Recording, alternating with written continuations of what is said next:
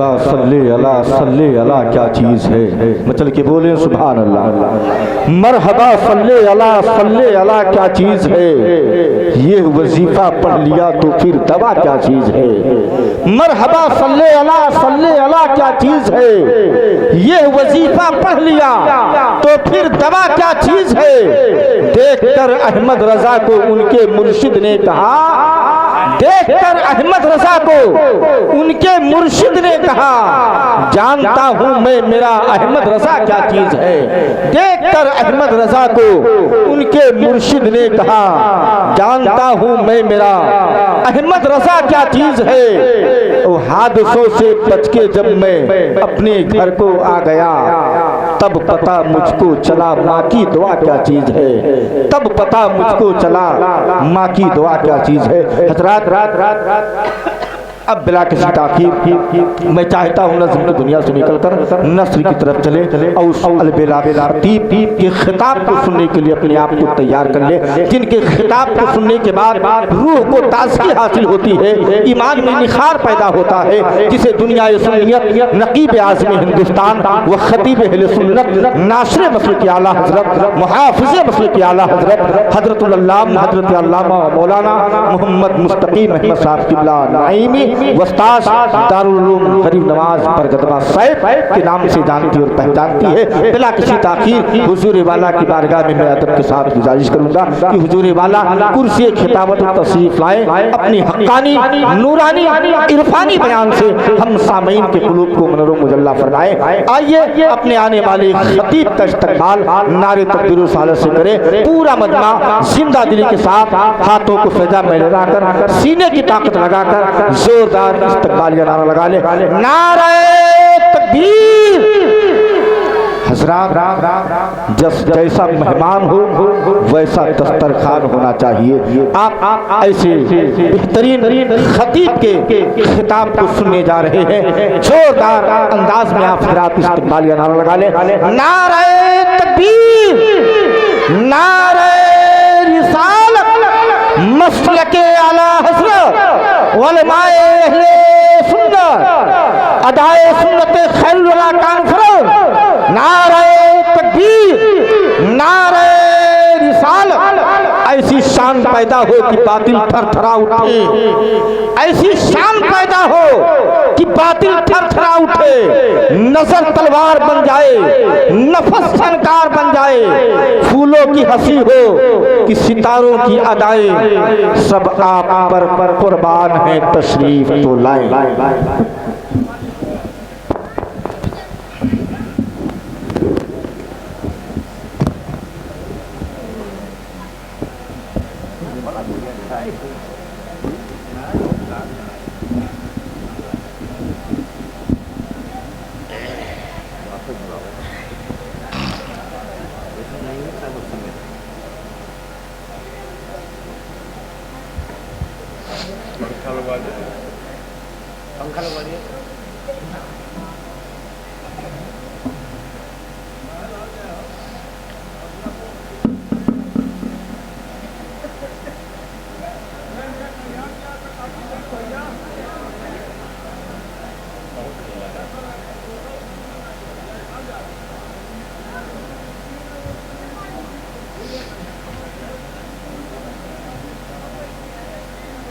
اب خراب ہے، خراب لوگ نہ دی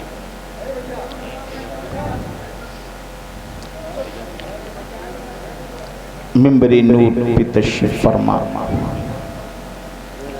موقر علماء کرام، وندلی بانے گلشنی اسلام، محترم بزرگوں، نوجوان ساتھیوں، عزیز بچوں، دور و نزدیک سے سننے والی میری مقدس ماں اور بہنوں، السلام علیکم ورحمۃ اللہ وبرکاتہ۔ الحمدللہ الحمدللہ الذی ابدال افلاک والدین، والصلاة والسلام علی من کان نبیا وآدم بین الماء والطین، وعلى آلہ وصحابہ اجمعین الی یوم الدین۔ اما بعد فاعوذ باللہ من الشیطان الرجیم بسم اللہ الرحمن الرحیم فقد قال اللہ تعالی فی القرآن المجید والفرقان الحمید ان الدین عند اللہ الاسلام صدق اللہ مولانا العلی العظیم بلغنا رسولہ النبی الامین المتین الکریم ونحن ولا ذالک لمن الشاہدین والشاکرین والحمد للہ رب العالمین۔ باغ جنت میں رسول عربی لکھا ہے، باغ جنت میں رسول عربی لکھا ہے، ڈالی ڈالی پہ نبی اور علی لکھا ہے، سبز پتوں پہ حسن اور کلی پر زہرا، سبز پتوں پہ حسن اور کلی پر زہرا، سرخ پھولوں پہ حسین ابن علی لکھا ہے، زندہ باد زندہ باد، پھولوں پہ حسین ابن علی لکھا ہے۔ حضرات گرامی، آج کا یہ عظیم الشان روح پرور اور تاریخ ساز اجلاس بڑی کامیابیوں کے ساتھ اپنی منزل کی طرف رواں دواں، اور کیوں نہ ہو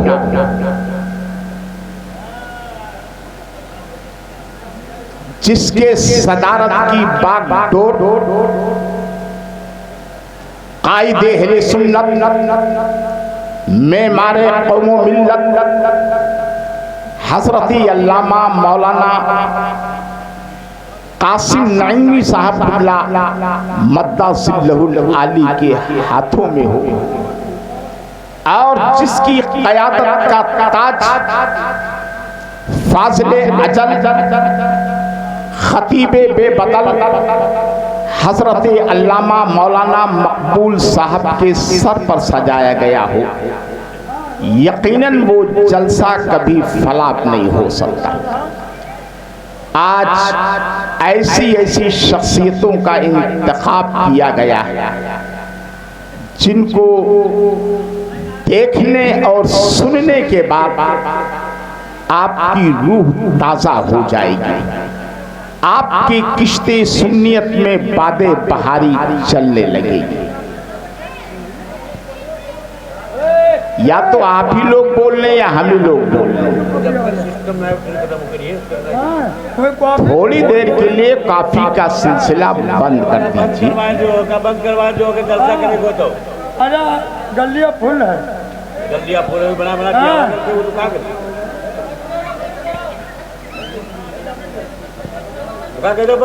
تھوڑی دیر کے لیے بند کر دیجیے۔ صدا پیالی سے آتی ہے، پیو اللہ شافی ہے، مریضان محبت کو ہماری چائے کافی ہے۔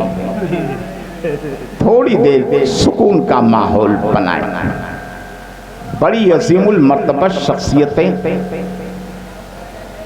اس محفل نور کی زینت بننے والی ہیں، اور میں تو مبارکباد دوں گا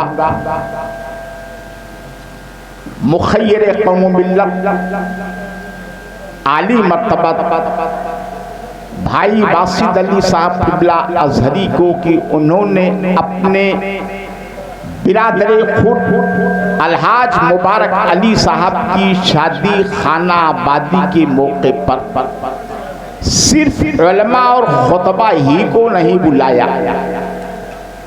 بلکہ خانقاہ نعیمیہ کو اٹھا کر کے آج پرسویا کی سرزمین پر رکھ دیا۔ صدر الافاضل کا فیضان ٹوٹ ٹوٹ کر برس رہا، عرفان ملت کے شہزادوں کی آمد آل رسول کی جلوہ گری ہو جائے تو یقین جانے اس کی مقبولیت میں کوئی شک کی جگہ نہیں رہی۔ جب کسی جلسے میں بڑے خطیب آتے ہیں تو جلسہ کامیاب ہوتا ہے، مگر جب जब किसी जलसे में आले रसूल की जलवागरी होती है तो जलसा मकबूले है जिंदाबाद जिंदाबाद बहुत खूब सुभान अल्लाह। आज का ये जलसा यकीनन बारगाह इलाही में कबूलियत की सनद हासिल कर चुका है। लेकिन आपके बैठने का जो अंदाज है यकीनन ज़हनो फिक्र पर बड़ा शाक महसूस हो रहा है। आप थोड़ा इत्मीनान का माहौल बनाएं। पूरे मुल्क में सिक्के राजुल वक्त की तरह चलने वाला खतीब साहिरुल बयान हजरती अल्लामा फैजान रजा साहब अपनी खतीबाना आन बान और शान के साथ थोड़ी ही देर में मिंबरे नूर पर आने वाले हैं। उनका खिताब सुने बगैर अगर कोई शख्स चला गया तो अपनी जिंदगी की आखिरी सांस तक अपनी महरूमी किस्मत पर मातम करता रहेगा। और साथ ही साथ ये मुस्तैद जा फसा भी सुन ले कि तूतिए चमनिस्ताने रिसालत बुलबुले बाग़े नबूवत हजरत किस्मत तुलसी पूरी भी तशरीफ फरमा। और आज तो बड़े मूड में वो नजर आ रहे हैं। इंशाअल्लाह तबारक व तआला आप ऐसा कलाम सुनेंगे जिसकी कसक परसों तक नहीं बल्कि बरसों तक महसूस करते रहेंगे। बस शर्त यह है कि थोड़ी सी जिंदगी आप पैदा करें, क्योंकि मेरा आप मिजाज अच्छी तरह जानते हैं। हम मुर्दा परिंदों पे कभी वार नहीं करते, मुरझाए हुए फूलों से हम प्यार नहीं करते। जब मजमे में जिंदगी होती है तब बोलने का मूड बना करता। आइए पूरी जिंदगी के साथ काबे के बदरुद्दुजा, तैबा के शम्सुद्दोहा, मुस्तफा जाने रहमत, शमे बज़्मे हिदायत, ताजदारे हरम, शहरियारे एहरम, अर्शी फर्शी के दूल्हा, रूही फिदा, जनाबी अहमद मुज्तबा मुहम्मद मुस्तफा सल्लल्लाहु ताला अलैहि वसल्लम की नूरानी सरकार में अकीदत व मोहब्बत की थाली में दरूद व सलाम की डाली सजाकर पेश करें और बुलंद आवाज से पढ़ें अल्लाहुम्मा सल्ली अला सय्यदना शफीना करीमना मौलाना मुहम्मदिन बारिक सल्लल्लाहु सलातो व सलाम अलैका या रसूलल्लाह सल्लल्लाहु अलैहि वसल्लम वालिही सहबिही दाइमन अबदा। हज़रात, सबसे पहले कता जो दे रहा इश्क़े रसूल का पता आपकी खूबसूरत समातों की दहलीज पर रखने की कोशिश कर रहा। आपने बड़ी कैफ परवर नाते अभी समात फरमाई। हजरत खुर्शीद तुलसीपुरी को सुना, मुबारक अली मुबारक को समात फरमाया। इन लोगों जैसी लहराती बल खाती आवाज तो मेरे पास नहीं है, मगर नाते रसूल पढ़ने का हक हर मोमिन को हासिल है, क्योंकि बारगाहे रसूल में आवाज नहीं देखी जाती है, दिलों का इखलास देखा जाता है। नाज़िम खुशबयान हजरत मौलाना सद्दाम हुसैन साहब अपने गरम गरम अशार से सरे शाम से लेकर अब तक आपको सरफराज करते रहे। अब देखना है कि मेरा ये शेर आपके ज़हन व फिक्र के दरवाजे पर किस तरह दस्तक देता है और आप किस मोहब्बत के साथ कबूल फरमाते हैं। अर्ज किया है कि दरे रसूल पे हमने बड़े बड़े देखे। मकबूल साहब, इस साल अल्लाह तबारक व तआला ने अपने हबीबे लबीब सल्लल्लाहु अलैहि वसल्लम के सदके में मदीने अमीना की हाजिरी नसीब फरमाई। जब मैं सरकार की चौखट पर खड़ा था उस वक्त मैंने क्या महसूस किया और अपने माथे की आंखों से किन मनाजिर को देखा उसे शेर में ढालने की कोशिश की है कि दरे रसूल पे हमने बड़े बड़े देखे, दरे रसूल पे हमने बड़े बड़े देखे। गुलाम बनते हैं कैसे खड़े खड़े देखे, गुलाम बनते हैं कैसे खड़े खड़े देखे। عجیب عشق ہے جو بیمار اٹھ نہیں سکتا، عجب ہے عشق جو بیمار اٹھ نہیں سکتا، وہ چاہتا ہے مدینہ پڑے پڑے دیکھے، چاہتا ہے زندہ باد زندہ باد پڑے پڑے دیکھے۔ حضرات جس محبت کے ساتھ اس شعر کا استقبال کرنا چاہیے، آپ حضرات کی طرف سے اس محبت کا اظہار نہیں کیا گیا۔ میں اکثر جلسوں میں کہا کرتا ہوں، جب کبھی اللہ رب العزت ایسی پاک محفلوں میں بیٹھنے کی توفیق عطا فرمائے تو سر جھکا کر نہ بولو، سر اٹھا کے بولو، ڈر کے نہ بولو، نڈر ہو کے بولو، کیونکہ یہ بھارت کسی کے باپ کا نہیں ہے، خواجہ پاک۔ بے شک زندہ باد زندہ باد۔ دل کی ایک دھڑکن پکار رہی ہو، محبتوں کے ہنسی گلستاں میں رہتے ہیں، بڑے سکون سے دارالعماں میں رہتے ہیں، ہمارا بال بھی بیکا نہ کر سکے گا کوئی، ہم اپنے خواجہ کے ہندوستان میں رہتے ہیں۔ زندہ باد بہت خوب، سبحان اللہ۔ حضرات ایسا لگ رہا ہے کہ منبر نور پر آنے والا ہر خطیب اور ہر شاعر مجمع سے جڑنا چاہتا ہے، مگر اس مقصد میں وہ کامیاب نہیں ہو رہا۔ وجہ صاف ہے کہ جن لوگوں کو دیکھ کر مقدر کا موڈ بنتا ہے، جن لوگوں کے چہرے کی زیارت کر کے شاعروں کے جذبات میں ترنگ پیدا ہوتا ہے، وہ عظیم لوگ پیچھے بیٹھے ہوئے ہیں، اور وہ بچے جو صبح سے لے کر شام تک پلہ پکڑتے ہیں، ان 54 اور 58 کو آگے بٹھا دیا گیا۔ مجھے یاد آ رہا ہے پاسبان ملت حضرت علامہ مشتاق احمد صاحب اللہ نظامی فرمایا کرتے تھے، اگر کسی کے تقریر کو فلاپ کرنا ہو تو 5 بچے کو سامنے بٹھا دو، بولنے والا کتنا ہی مجھا مجھایا فنکار ہو فلاپ ہو جائے گا۔ میں سوچ رہا ہوں پرسویا والوں نے تو 15 لڑکوں کو بٹھا دیا، یہاں میری کیا بساط ہے، مولانا فیضان کا بھی پتا پانی ہو جائے گا۔ اس لیے میں آپ سے بڑے ادب کے ساتھ گزارش کروں گا، اگر میں اپنے باپ کے نام پر آپ کو تکلیف دوں تو کبھی آپ میری بات نہ مانیں، لیکن اگر رسول پاک کے نام پر میں آواز دوں تو جس نبی کے صدقے میں اللہ تبارک و تعالیٰ آپ کو اور آپ کی نسلوں کو روزی دے رہا ہے، اس نبی کے نام پر تھوڑی دیر کے لیے کھڑے ہو جائیں، خدا کے لیے کھڑے ہو جائیں۔ میں نے مدینہ کے سرکار کے نام کا واسطہ دیا ہے، اور آ کر کے اگلی صفوں میں بیٹھ جائیں اور ان بچوں کو اتنی دور کر دیں کہ ان کی آواز بھی اسٹیج تک نہ آنے پائے۔ سبحان اللہ، ماشاءاللہ۔ خدا کی قسم پیارے دوستو، ایسے نیک لوگ جہاں ہوتے ہیں یقیناً جنگل میں بھی منگل کا سما پیدا ہو جایا کرتا ہے۔ اللہ تعالیٰ آپ کی محبتوں کو سلامت رکھے۔ آ جائیے، آگے آ جائیے، سبحان اللہ۔ سب کے ساتھ حضرت آپ بھی آ جائیے، آگے آ جائیے۔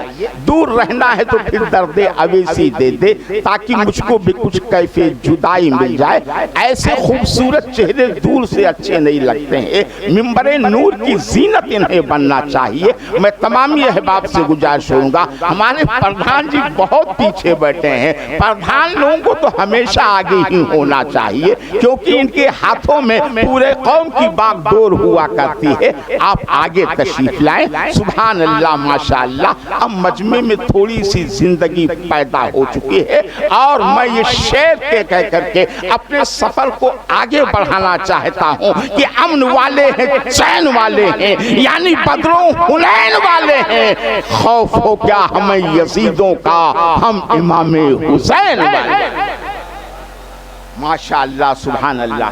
تو علامہ مقبول صاحب وہ شعر میں عرض کر رہا تھا کہ در رسول پہ ہم نے بڑے بڑے دیکھے، غلام بنتے ہیں کیسے، کھڑے کھڑے دیکھے، عجب ہے عشق جو بیمار اٹھ نہیں سکتا، وہ چاہتا ہے مدینہ پڑے پڑے دیکھے، وہ چاہتا ہے مدینہ پڑے پڑے دیکھے۔ اور کیوں نہ ایسا ہو، ساری دنیا میں تیرے آقا سے اچھا کیا ہے؟ پوری دنیا کا چکر لگائیے، خدا کی قسم جو حسن گنبد خضرا پر نظر آئے گا وہ کائنات کی کسی حصے میں نظر نہیں آ سکتا۔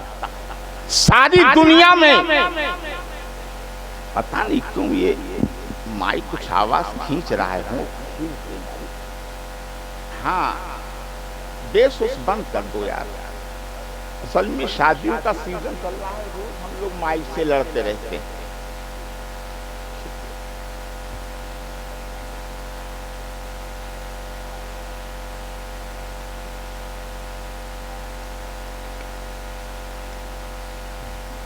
عرض کیا ہے کہ ساری دنیا میں در آقا سے اچھا کیا ہے؟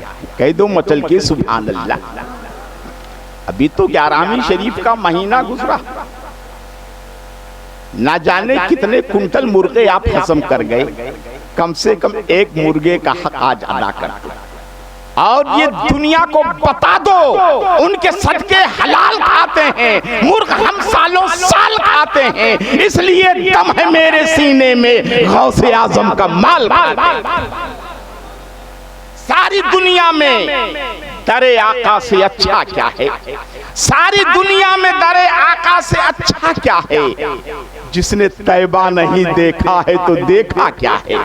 جس نے طیبہ نہیں دیکھا ہے تو دیکھا کیا ہے؟ اور حشر میں سارے گنہگار اسی میں ہوں گے۔ اس شعر پر ہر دیوانہ تڑپ جائے گا۔ ساری دنیا میں در آقا سے اچھا کیا ہے؟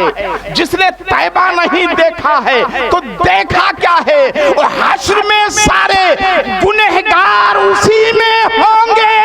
میرے سرکار کی چادر کو سمجھتا کیا ہے؟ میرے سرکار کی چادر کو سمجھتا۔ نعرہ تکبیر، نعرہ رسالت، جشن عید میلاد النبی، نعرہ تکبیر، نعرہ رسالت۔ بہت خوب، ماشاءاللہ ماشاءاللہ۔ حشر میں سارے گنہگار اسی میں ہوں گے، حشر میں سارے گنہگار اسی میں ہوں گے۔ میرے سرکار کی چادر کو سمجھتا کیا ہے؟ میرے سرکار کی چادر کو سمجھتا کیا ہے؟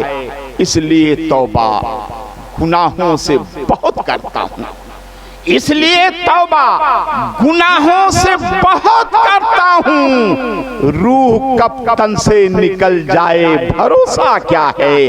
روح کب تن سے نکل جائے بھروسہ کیا ہے؟ اور پیاس کی فکر اگر ہوتی نبی زادوں کو، آپ پرسویا سے سیدھے کربلا کی دھرتی پر چلے۔ آج دنیا کہتی ہے کربلا میں امام حسین اس قدر مجبور تھے کہ اپنے بال بچوں کی پیاس تک نہ بجھا سکے۔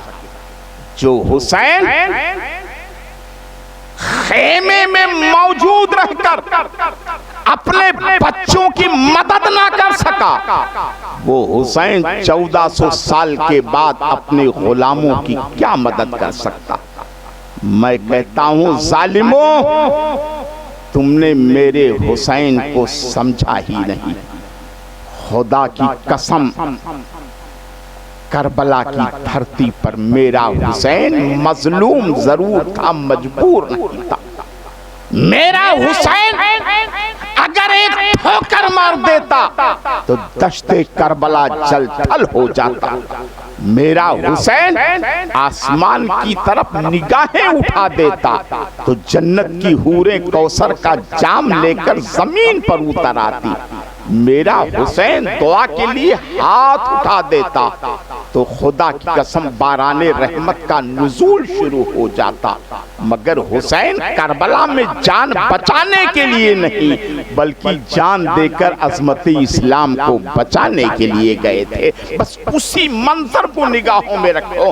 عرض کیا ہے پیاس کی فکر اگر ہوتی نبی ذاتوں کو، پیاس کی فکر اگر ہوتی نبی زادوں کو وہ سمندر کو بلا لیتے، وہ دریا کیا ہے، وہ سمندر کو بلا لیتے، وہ دریا کیا ہے۔ ایک بار اور جھوم جھوم کر درود پاک پڑھیں، اللہم صلی علی سیدنا شفیعنا مولانا محمد عدد ما فی الملہ صلاۃ دائمۃ بدوام ملک اللہ۔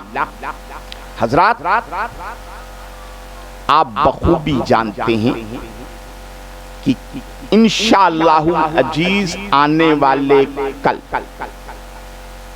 عزیزم الحاج مبارک علی سلم اور عزیزہ شہزادی فاطمہ رشتے ازدواج میں منسلک ہونے والے، یہ اپنی زندگی کا ایک نیا سفر شروع کرنے جا رہے ہیں، اور زندگی کا جو سفر اللہ اور اس کے رسول کے نام پر شروع کیا جاتا، اس سفر میں کبھی زحمتیں نہیں آتی، اگر آتی ہیں تو رحمتوں میں تبدیل ہو جاتی، اس سفر میں کبھی مشکلیں نہیں آتی ہیں، اگر آتی ہیں تو آسانیوں میں بدل آیا کرتی ہیں۔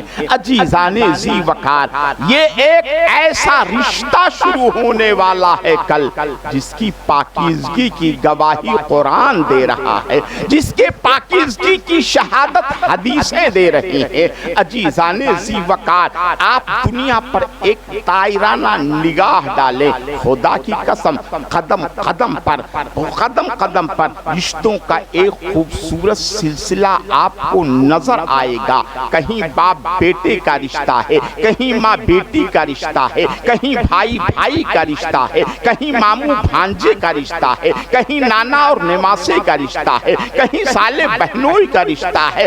الغرض یہ پوری دنیا رشتوں کی مضبوط زنجیروں میں بندھی ہوئی ہے، ہر جگہ رشتوں کا تقدس اپنی عنبری زلفیں کھولے ہوئے آپ کو دعوت نظارہ دے رہا ہے، مگر اس حقیقت سے بھی انکار نہیں کیا جا سکتا کہ دنیا کے جتنے بھی رشتے ہیں یہ سب کے سب دنیا میں آ کر کے بنے ہیں۔ باپ بیٹے کا رشتہ دنیا میں بنا ہے، ماں بیٹی کا رشتہ دنیا میں بنا ہے، بھائی بھائی کا رشتہ دنیا میں بنا ہے، ماموں بھانجے کا رشتہ دنیا میں بنا ہے، سالے بہنوئی کا رشتہ دنیا میں بنا ہے، نانا نماسے کا رشتہ دنیا میں بنا ہے، مگر قربان جاؤ عزیزو، دنیا میں ایک رشتہ ایسا بھی ہے جسے دنیا میں نہیں بنایا گیا، بلکہ وہ رشتہ جنت سے بن کر کے آیا ہے۔ آپ جانتے ہیں وہ کون سا رشتہ ہے؟ وہ میاں بیوی کا رشتہ ہے۔ خدا کی قسم پیارے دوستو، جو دنیا میں آ کر نہیں بنا بلکہ جنت سے بن کر کے آیا ہے۔ ابھی میرے پیشرو خطیب باوقار قوم و ملت کی قیمتی ہار حضرت علامہ مولانا صادق علی صاحب قبلہ نے بڑے ہی خوبصورت لب و لہجے میں نکاح کی اہمیت و افادیت کے تعلق سے ایک خوبصورت گفتگو فرمائی اور آپ کو بتایا کہ کس طرح حضرت آدم علیہ السلام کو جنت الفردوس میں رکھا گیا، اور حضرت آدم کو اللہ رب العزت نے حکم دیا، اے آدم یہ جنت تمہارے لیے ہے، جنت کی بہاریں تمہارے لیے ہے، جنت کے نظارے تمہارے لیے ہیں، جنت کے باغات تمہارے لیے ہیں، جنت کے محلات تمہارے لیے ہیں، جنت کے حور و قصور تمہارے لیے ہیں۔ حضرت آدم جنت میں رہنے لگے، مگر ایک بے چینی ہے، ایک اضطراب ہے، ایک اضمحلال ہے، کسی کا سکون نہیں مل رہا ہے۔ رب کائنات نے حضرت آدم سے پوچھا تھا، اے آدم میری خوبصورت جنت میں تمہیں کس کمی کا احساس ہو رہا ہے؟ تمہارے اندر بے چینی کیوں ہے؟ تمہارے اندر اضطراب کیوں ہے؟ تمہارے چہرے پر آثار اضمحلال کیوں ہے؟ حضرت آدم نے کہا تھا، اے پروردگار عالم تیری جنت میں کسی چیز کی کمی نہیں ہے، مگر میرے مولا زندگی گزارنے کے لیے کسی ہمراز کی ضرورت ہے، زندگی گزارنے کے لیے کسی رفیق کے سفر کی ضرورت ہے، کوئی ایسا ساتھی ہونا چاہیے جس سے ہم اپنا درد دل بیان کر سکیں، جسے ہم اپنا رازدار قرار دے سکیں، جس کے سامنے ہم اپنے احساسات و جذبات کو رکھ سکیں۔ गए, अल्लाह रब्बुल इज्जत ने हजरत आदम पर नींद तारी कर दी और हजरत आदम की बाईं पिछली की हड्डी निकाल करके प्यारे दोस्तों हजरत हव्वा की तख्लीक फरमाई। और जब हजरत हव्वा रदी अल्लाह ताला अन्हा हजरत आदम की पाई ताने हुस्न जमाल की पैकर बनकर बैठी हुई थी, अचानक हजरत आदम की आंख खुली। जब हुस्न जमाल का ये पैकर देखा, हजरत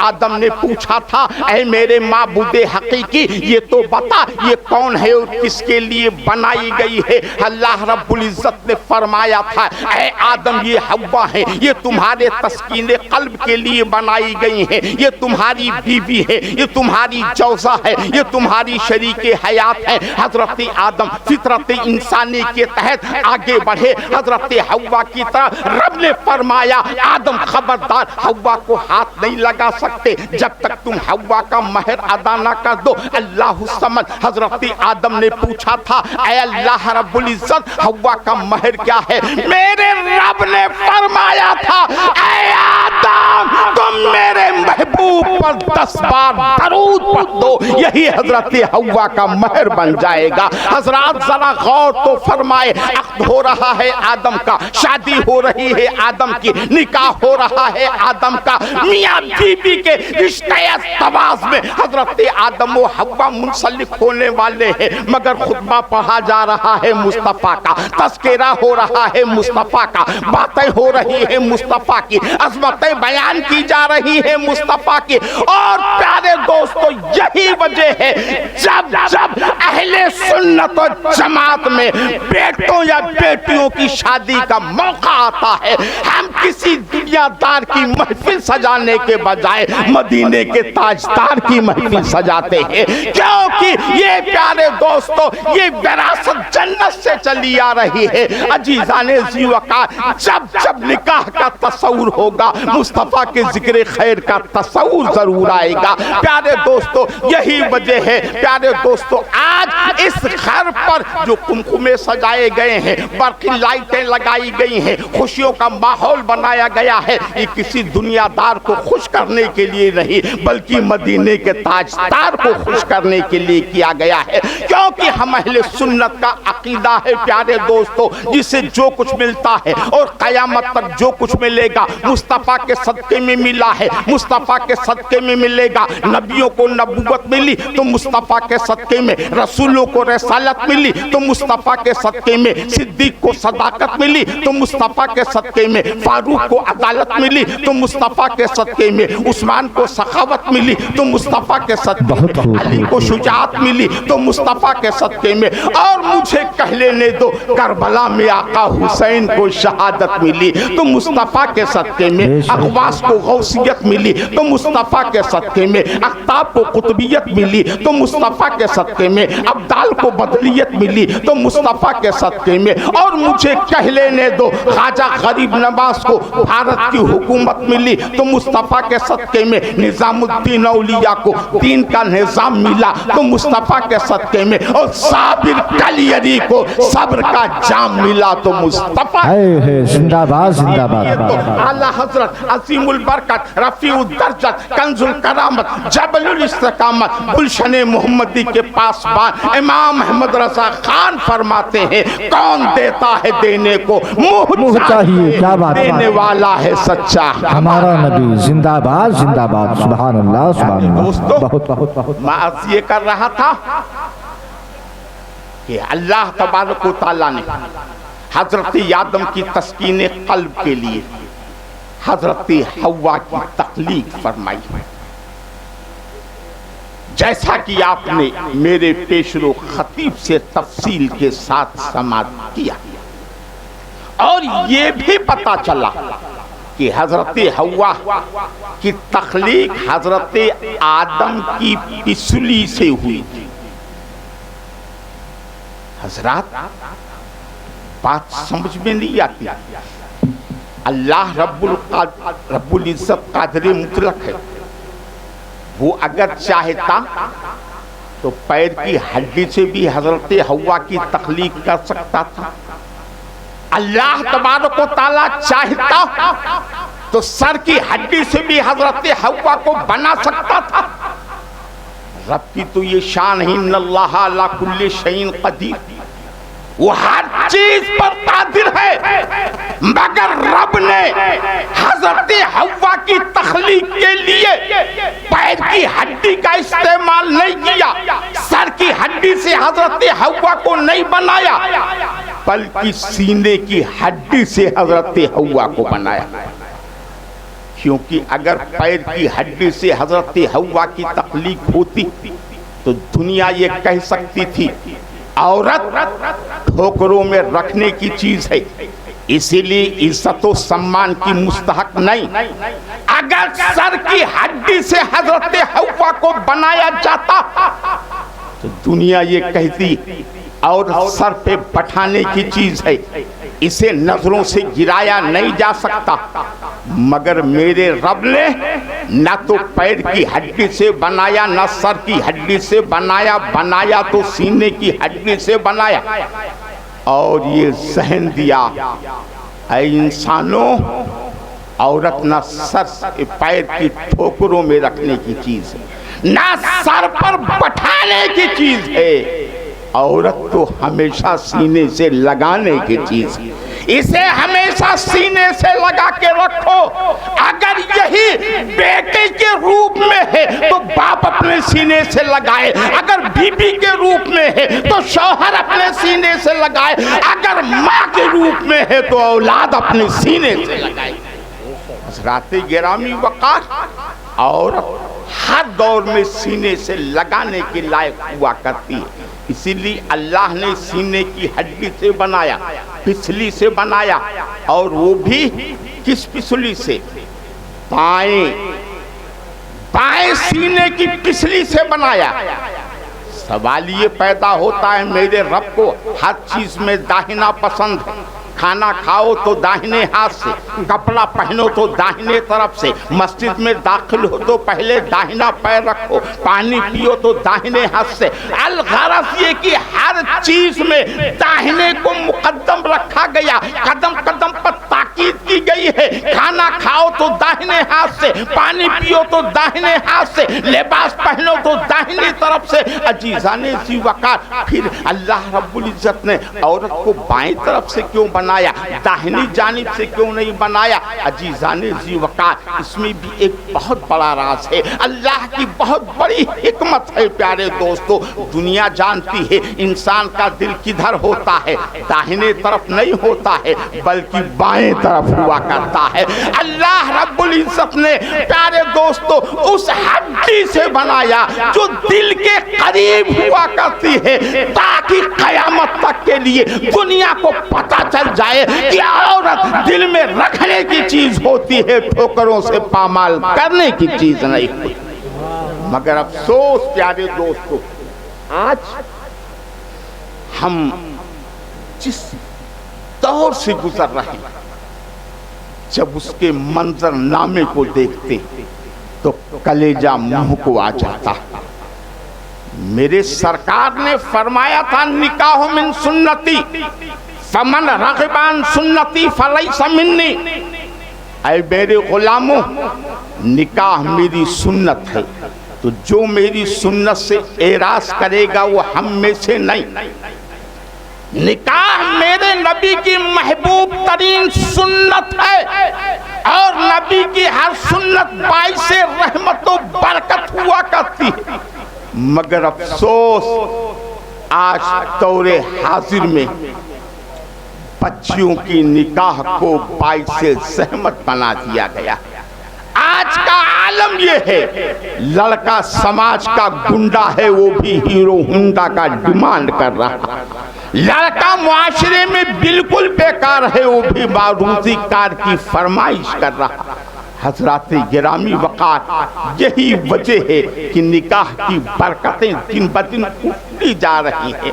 آج ہم جب رشتے کا سلسلہ چلاتے ہیں تو پیارے دوستو بچیوں کی نیک نامی نہیں دیکھتے، ان کا کردار نہیں دیکھتے ہیں، ہم ان کی پیارے دوستو دینداری نہیں دیکھتے ہیں، ہماری نگاہ بچی کے باپ کے مال پر ہوتا ہے۔ نعرہ تکبیر، نعرہ رسالت، علماء اہل سنت، علامہ فیضان رضا صاحب قبلہ جمالی، قسمت علی تلسی پوری، نعرہ تکبیر، نعرہ رسالت۔ ماشاءاللہ سبحان اللہ، جماعت اہل سنت کا اور تابندہ ستارہ جو اپنی روشن کرنوں سے پورے ملک کو منور کر رہا ہے، اپنی خطیبانہ آن بان شان کے ساتھ منبر نور پر آ چکا ہے۔ تھوڑی دیر کے بعد آپ ان کا خطاب سنیں گے، بعد 2 منٹ اور میری گفتگو سماعت فرما لیں۔ جب بیٹھ ہی گیا ہوں تو کوئی پیغام دے کر کے جاؤں، ابھی تو میں تمہید ہی میں الجھا ہوں، تقریر تو شروع ہی نہیں کی ہے۔ اصل میں ہم لوگوں کا معاملہ ہی ایسا ہوتا ہے، پہلے مجمع کو گرمانے میں 10-15 منٹ لگ جایا کرتے، اور جب مجمع گرم ہوتا ہے تبھی گفتگو کرنے کا ماحول بنا کرتا ہے۔ میں نے لوہا گرم کر دیا ہے، ہتھوڑا مارنے کا کام علامہ فیضان رضا جمالی کا۔ میں بتانا یہ چاہتا ہوں کہ پیارے دوستو، آؤ اپنے اسلاف کی زندگی دیکھو، اپنے اسلاف کے طرز حیات کا مطالعہ کرو۔ ان کے نزدیک نکاح کے رشتے کتنے مقدس ہوا کرتے تھے، اور وہ اپنے بیٹوں کے لیے پیارے دوستوں جب رشتہ تلاش کرتے تھے تو ان کی نگاہ بچیوں کی کس اعلیٰ کردار پر ہوا کرتی تھی۔ آؤ دیکھو، حضرت امیر المومنین سیدنا عمر ابن خطاب کا دور اقتدار ہے، اللہ الصمد، حضرت عمر فاروق رضی اللہ تعالی عنہ کا دور ہے۔ پیارے دوستو، آپ کی زندگی کا یہ طریقہ تھا کہ آپ دن بھر کار خلافت کو انجام دیا کرتے تھے، اور جب رات اپنی سیاہ زلفوں کو کائنات پر بکھیر دیتی تھی، اور جب مدینہ کے سارے لوگ اپنے نرم گرم بستروں پر محو خواب ہو جاتے تھے، حضرت عمر فاروق رضی اللہ تعالیٰ عنہ اپنے غلام اسلم کو لے کر کے مدینہ کی گلیوں میں نکلتے تھے، ایک ایک دروازے پر جا کر کے اس کے پاشیوں کے احوال و کیفیات کو ملاحظہ کیا کرتے تھے، کہیں ایسا نہ ہو کوئی بھوکا سو گیا ہو، کل قیامت کے دن اس کی خاطر عمر کو ربی بارگاہ میں جواب دینا پڑے۔ چنانچہ ایک دن کی بات ہے، حضرت عمر فاروق رضی اللہ تعالی عنہ اپنے غلام اسلم کو لے کر کے مدینہ کی گلیوں میں گشت کر رہے ہیں، رات کا سناٹا ہے، حضرت عمر فاروق رضی اللہ تعالی عنہ اللہ الصمد جن کی حکومت کا پرچم 24 لاکھ مربع میل پر لہرا رہا تھا، آدھی دنیا پر حکومت کرنے والا عمر رات کے سناٹے میں مدینہ کی گلیوں میں گشت کرتا ہوا ایک ایسے موڑ پر پہنچا جس کے جہاں سے ایک نسوانی آواز کان سے ٹکرائی۔ کوئی عورت اپنی بیٹی سے کہہ رہی تھی، بیٹی دودھ میں پانی ملا دو، کہیں ایسا نہ ہو صبح کا سفیدہ نمودار ہو جائے اور تم پانی ملانے سے رہ جاؤ۔ ماں کی آواز سن کر کے بیٹی نے بڑی معصومیت سے جواب دیا تھا، ماں یہ کام میں ہرگز نہیں کر سکتی ہوں، کیا تمہیں معلوم نہیں امیر المومنین سیدنا عمر ابن خطاب کا حکم ہے، خبردار میرے دور خلافت میں کوئی دودھ میں پانی نہ ملائے۔ اگر حضرت عمر ابن خطاب کو پتا چل گیا تو ہماری خیر نہیں ہوگی۔ ماں نے ہنستے ہوئے کہا تھا، بیٹی تم کیسی باتیں کر رہی ہو؟ ارے کہا عمر اپنے قصر خلافت میں آرام کر رہا ہوگا, کہاں ہم اپنی جھوپڑی میں زندگی کے دن گزار رہے ہیں. عمر کو کیسے پتا چلے گا ہم اپنی جھوپڑی میں کون سا عمل کر رہے ہیں؟ عمر کیا ہمیں دیکھنے آتا ہے؟ اتنا سن کر کے اس بچی نے جواب دیا تھا, ماں یہ سچ ہے, رات کے سناٹے میں ہم عمر ہمیں نہیں دیکھ سکتے, مگر کیا عمر کا خدا بھی نہیں دیکھ رہا ہے؟ ہم عمر کی نگاہوں سے تو بچ سکتے ہیں, مگر اللہ رب العزت کی نگاہ سے کیسے بچ سکتے ہیں؟ کل جب قیامت کا دن ہوگا, نفسی نفسی کا عالم ہوگا, آدم سے عیسیٰ تک اذهبوا الی غیری کا نعرہ لگا رہے ہوں گے, کوئی کسی کا پرسان حال نہیں ہوگا. اس وقت جب داور محشر کی بارگاہ میں پیش کیا جائے گا اور رب نے پوچھ لیا فلاں رات کے سناٹے میں تو نے دودھ میں پانی میں دودھ کیوں ملایا تھا, ماں سوچ اس وقت ہمارے پاس کیا جواب ہوگا. اللہ اللہ, ماں بیٹی میں گفتگو چل رہی تھی. حضرت عمر فاروق گھر کے باہر کھڑے ایک ایک لفظ کو سن رہے تھے. بیٹی کا یہ ایمانی جواب سن کر کے حضرت عمر کے ہاتھ آسمان کی طرف اٹھ جاتے ہیں اور عرض کرتے ہیں, پروردگارا تیرا لاکھ لاکھ احسان ہے کہ عمر کے دور خلافت میں ایسی بچیاں بھی موجود ہیں جن کے سینے میں تیری خوف کا چراغ جل رہا ہے. اللہ الصمد اتنا کہہ کر کے حضرت عمر فاروق نے اپنے غلام سے فرمایا تھا, اس دروازے پر ایک نشان لگا دو. نشان لگانے کے بعد سیدنا عمر ابن خطاب اپنے غلام کے ساتھ واپس لوٹے. اب مسجد نبوی سے اللہ اکبر کی صدائے دل نواز بلند ہو رہی تھی. اذان کی لاہوتی صدائیں سن کر مدینہ کے خوش نصیب لوگ مسجد نبوی کی طرف بڑھ رہے تھے.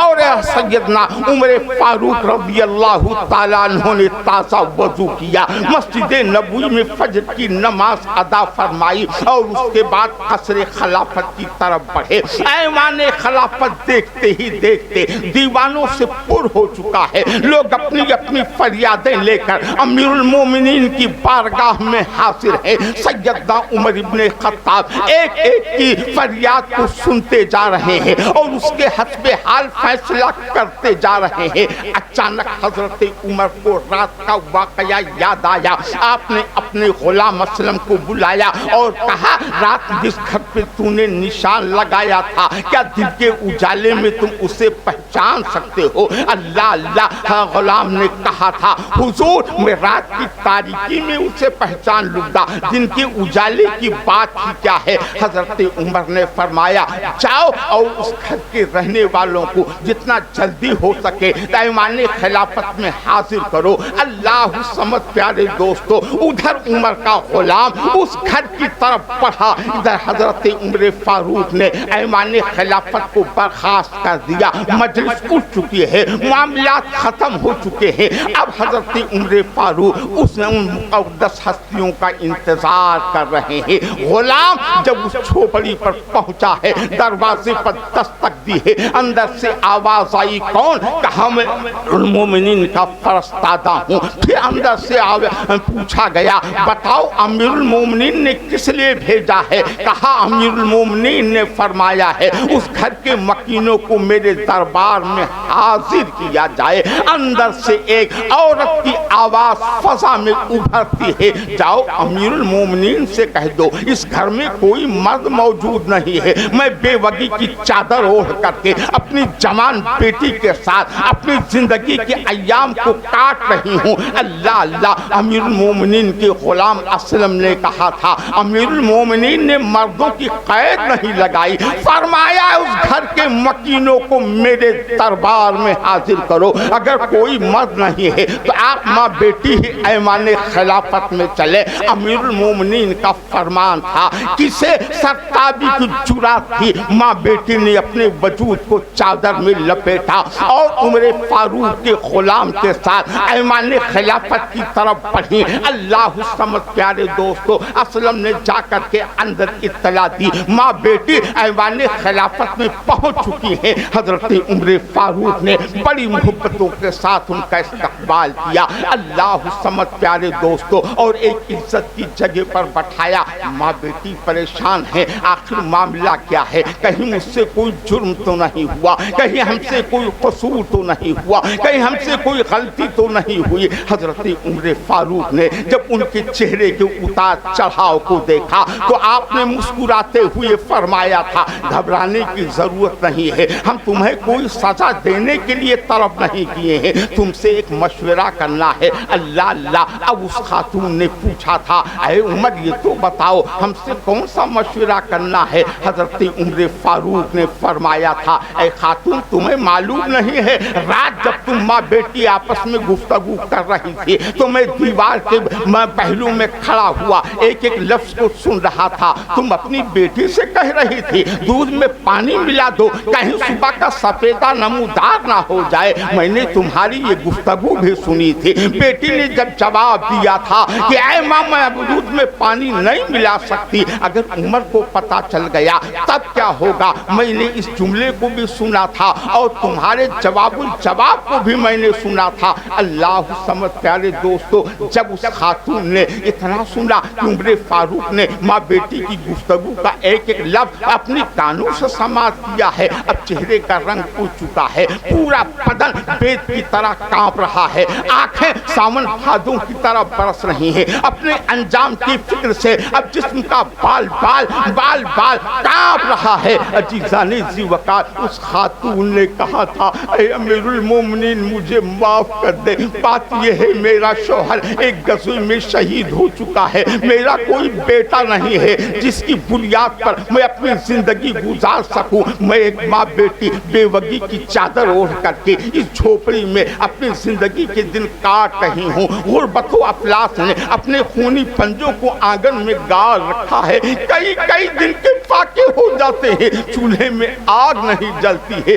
इसलिए हमने बेटी से कहा था तुम बेटी दूध में पानी मिला दो ताकि मेरे रोजी रोटी का कोई जरिया हो जाए। हजरत उम्र फारूक ने जब ये गुफ्तगू सुनी फरमाया था, ऐ खातून घबराओ नहीं, मैंने तुम्हें सजा देने के लिए नहीं बुलाया है बल्कि एक मशवरा करने के लिए बुलाया है। बताओ तो सही, क्या तुम्हारी बेटी की शादी हो चुकी है, ये निकाह के बंधन में फंस चुकी है। उस गरीब ने कहा था, ऐ अमीरुल मोमिनीन मैं एक गरीब और मफलूकुल हाल औरत हूँ, कौन मेरे घर बेगा में निकाह लेकर आएगा। मैं बरसों से अपनी बेटी के हाथ पीला करना चाहती हूँ मगर हालात इजाजत नहीं देते हैं। अमीरुल मोमिनीन ने फरमाया था, ऐ खातून अगर तुम इजाजत दो तो मैं अपने बेटे का निकाह तुम्हारी बेटी से करने के लिए तैयार हूँ। कह दो सुभान अल्लाह सुभान अल्लाह। उस औरत ने जब इतना सुना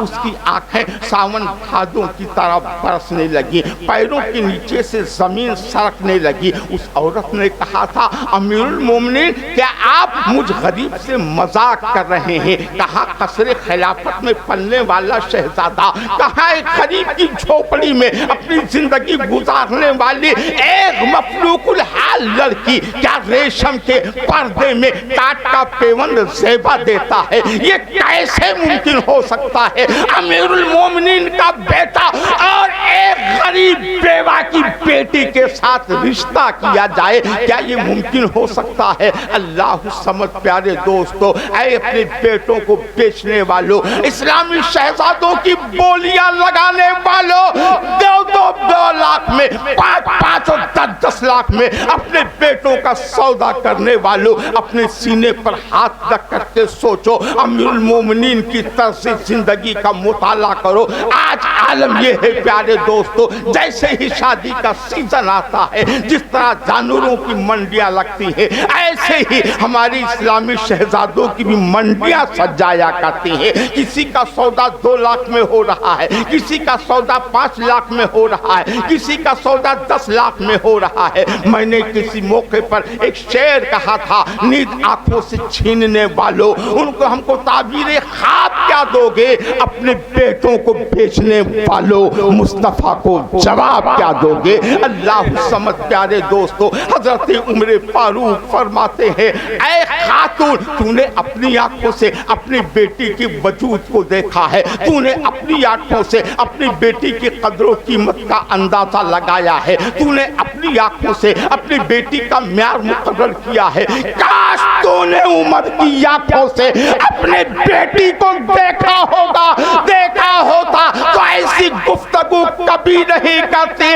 ارے میں نے تیری بیٹی کے جواب کے ایک ایک جملے کو سن کر کے اللہ کی بارگاہ میں دعا کی تھی, میرے مولا عمر کے دور خلافت میں بھی ایسی پاک بیٹیاں موجود ہیں جو دن کے اجالے میں نہیں, رات کی تنہائی میں بھی اپنے سینے کے اندر تیرا خوف رکھا کرتی ہے. ارے جس کا سینہ خوف الہی کا مدینہ بن جائے, خدا کی قسم پوری کائنات مل کر کے اس کا بدل نہیں بن سکتی ہے. اے خاتون, اگر تم اجازت دو تو میں اپنے بیٹے کا نکاح تمہاری بیٹی سے کرنے کے لیے تیار ہوں. عزیزان ذی وقار, اس خاتون کے لیے اس سے پڑھ کر کے سوغات محبت کیا ہو سکتی تھی؟ یہ تو اس کی معراج زندگی تھی. پیارے دوستو, ایک غریب کی بیٹی امیر المومنین کی بہو بن جائے, اس سے بڑا اعجاز کیا ہو سکتا تھا؟ چنانچہ اس نے حامی بھر لی. امیر المومنین اندر تشریف لے گئے اور اپنے بیٹے عاصم کو سینے سے لگا کر کہا تھا, میرے لال, میں برسوں سے تیرے رشتے کے تعلق سے الجھن کا شکار تھا. کوئی پاک پاس لڑکی مل جائے تاکہ اس سے تیرا نکاح کر دوں, مگر آج اللہ نے میری دعا سن لی ہے. ایک ایسی شہزادی مجھے مل گئی ہے جس کے سینے میں اللہ کی خوف کا چراغ جل رہا ہے. عزیزان ذی وقار, آج میں یہی پیغام دینا چاہتا ہوں. پیارے دوستو, شادی بیاہ کا سیزن شروع ہو چکا ہے. نہ جانے اس آبادی میں کتنی شادیاں ہوں گی, اس علاقے میں کتنی شادیاں ہوں گی. جب تم اپنے بیٹوں کے لیے رشتہ تلاش کرنے جاؤ تو پیارے دوستو, فلک بوس بلڈنگیں نہ دیکھو. تم جب اپنے بیٹے کے لیے رشتہ دیکھنے جاؤ تو خوبصورت حسن و جمال کا پیکر نہ تلاش کرو, بلکہ ایسی بچی تلاش کرو جس کے دل میں خدا کی خوف کا چراغ چل رہا ہو, جس کی پیشانی پر سجدوں کا نشان ہو, جس کے ہونٹوں پر تلاوت قرآن کی خوشبو ہو, جس کے گلے میں فاطمہ زہرا کے حیا کا زیور ہو, جس کے پیروں میں اسلامی شریعت کی زنجیریں ہو. ایسی بیٹی تلاش کرو جو تمہارے گھر میں آئے تو پیارے دوستو, فلمی نغموں کے سوغات لے کر نہ آئے, بلکہ قال اللہ قال رسول کی صدائے دل نواز لے کر کے آئے.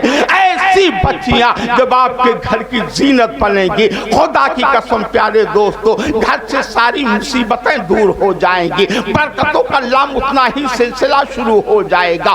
اللہ کی رحمتیں تمہارے گھر کا طواف کرنے لگیں گی, اور انشاءاللہ تبارک و تعالیٰ اس بچی کے قدم کی برکت سے اگر مشکلیں ہوں گی تو آسانیوں میں بدل جائیں گی, زحمتیں آئیں گی تو رحمتوں میں تبدیل ہو جائیں گی. حضرات گرامی وقار, میں مبارکباد دوں گا پیارے دوستوں محترم الحاج مبارک علی صاحب کو الحمدللہ ثم الحمدللہ, جنہوں نے ایک عالم دین کی شہزادی سے اپنا رشتہ منعقد کرنے کا فیصلہ کیا, اور ان کے بھائی اظہری صاحب کو بھی جنہوں نے اس خوبصورت رشتے کا انتخاب کر کے ایک مثال قائم کی ہے. میری دعا ہے خلاق کائنات اپنے حبیب لبیب صلی اللہ علیہ وسلم کے صدقہ و طفیل میں اس بچی کے قدم کو اس گھر کے لیے مبارک و مسعود فرمائے, اور اس کے وجود کو پورے خاندان کے آنکھوں کی ٹھنڈک بنائے۔ حضرات باتیں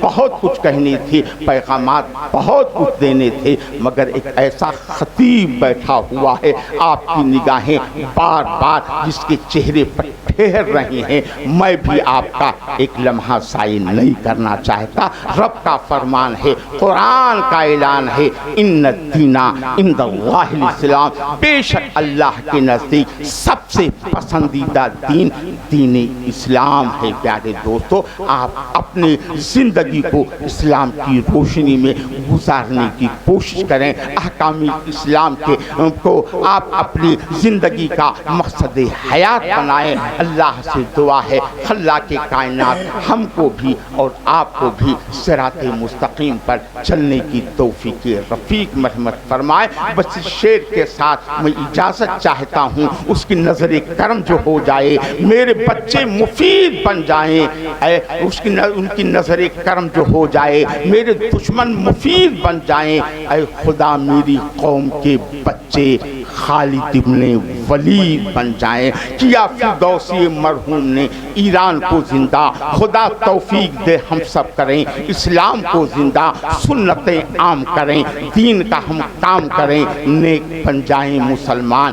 مدینے والے اور ہند میں مسجدوں کا کیا ہوگا، ختم اب یہ سوال ہو جائے، میرے مولا میرے قبیلے کا بچہ بچہ بلال ہو جائے۔ اسلام زندہ باد، مسلمان پر سیاح پائندہ باد۔ واخر دعوانا